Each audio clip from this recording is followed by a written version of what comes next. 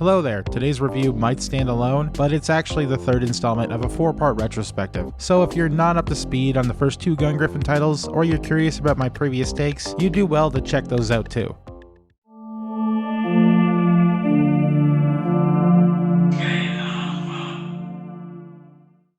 The churn of the millennium, a time when gaming consoles were evolving faster than a Hymax in overdrive, and the adrenaline-pumping world of Gungriffon was making its audacious leap from the beloved Sega Saturn to the bold new frontier that was the PlayStation 2. It was an era that promised leaps in technology and thrilling new gameplay experiences. PlayStation 2, it's on everyone's mind these days, and leading us into its North American launch, the excitement and anticipation surrounding it is starting to blow a few minds. Enter Game Arts, a developer known for their panache and a knack for the unexpectedly brilliant. Yet during this seismic shift in console land, it seems their compass spun wildly off mark with their latest venture in mechanized warfare. You see, somewhere amidst the bedlam of transition, the Gungriffon series, in all its tank-busting, jetpacking glory, morphed into something different.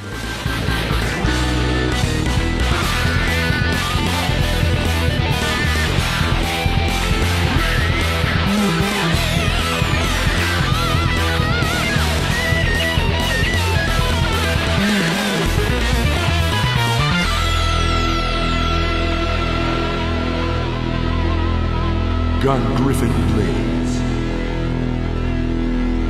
Now, I'm not going to pretend this game isn't somewhat enjoyable. When I first played Blaze as a teenager, it transported me back to the simpler days of the PlayStation 1. As I've mentioned in previous videos, I owned a Saturn, but the available games weren't great, so I might have been reminiscing about my experiences with that console if I'd had the chance to play anything aside from golf games.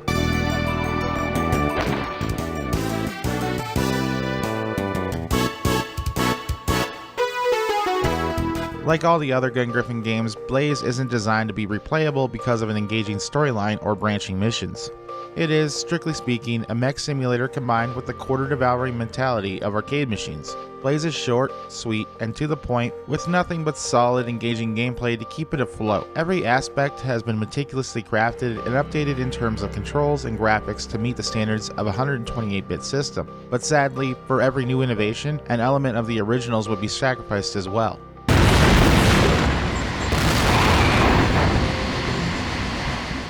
Whereas arcade scores were intended for those looking to improve themselves or pursue personal challenges, Blaze makes the entire game about achieving the highest score possible. Instead of presenting a sequence of missions that create a sense of progression, you are given a set of 4 stages. Aside from unlocking variants, which are essentially the same missions at different times of the day, there's nothing new to experience beyond these 4 missions. To discover any variety, unlock a few alternate mechs, or access different weapons, players must replay these stages to accrue enough points to unlock them individually. Moreover, rather than allowing these points to be spent so that weapons and upgrades might be purchased at a reasonable pace, a blind box system has been implemented. This system compels players to repeatedly play the same content to gain an advantage and accumulate enough points to unlock medals or mission variants. Honestly, the main incentive to keep playing is actually the Jagged Panther, requiring a staggering 6 million points. Expect many hours of replaying the same 4 missions just to obtain something genuinely superior to the underwhelming new Hymax 3.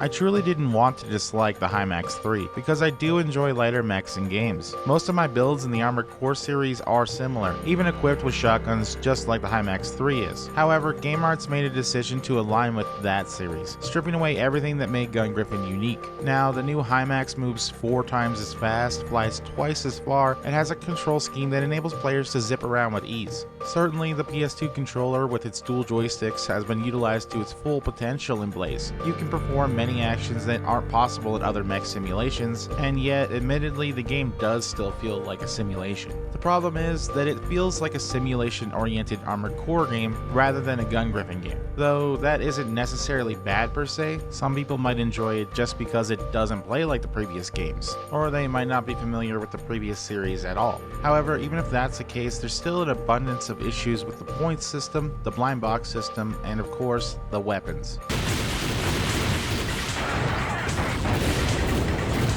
Previous games were renowned for their powerful percussive weaponry that made striking enemies feel impactful. Even the weakest weapon, the MG, seemed to deliver a significant punch. In Blaze, however, the weapons feel incredibly weak, despite being large and mounted on mechanized bipedal vehicles. The arsenal from the previous game has been reintroduced, yet as less effective power-ups. The rocket pod in particular has been remarkably changed. Now, instead of raining death on your enemies from above, you'll instead be firing a short-range spread of explosive beads in their faces.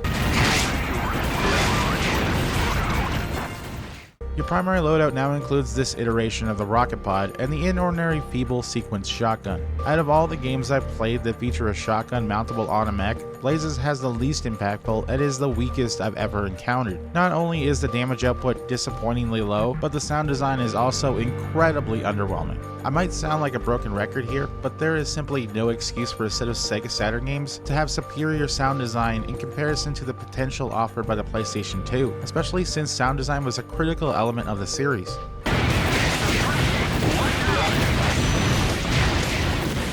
Honestly, for an hour or two, the game can be extremely fun. It's when the meat is stripped away and Blaze's bones are exposed that its style over substance design becomes painfully apparent. There would be much more to say if this game offered anything substantial to discuss. At most, the added feature of unlocking in-game models demonstrates that Blaze was intended for mech enthusiasts. The issue is that these models can only be unlocked by, once again, playing through the same 4 missions, or variants of these missions, and taking a chance on blind boxes. Perhaps none of this would have been an issue if the series' standard 8-stage setup had been applied, but it wasn't.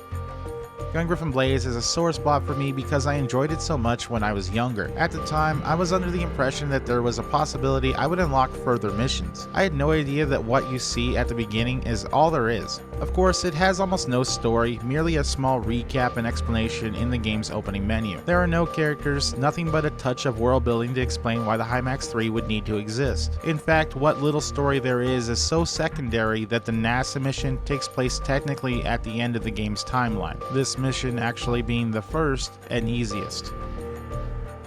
Technically, Gungriffon Blaze would also be the last of the series, as Allied Strike was a canonical reboot and quite different as well. It's interesting to think that Gungriffon Blaze was such a massive shift that it would cause the whole series to reboot, but it could also be that the game series was practically unknown when Blaze came out as well, especially considering the history of the Saturn and how it failed so fast in the US. It could have just been that there wasn't enough of a fan base to keep the series going in one direction, so they again wanted to shift into another. And boy, what a shift that would be.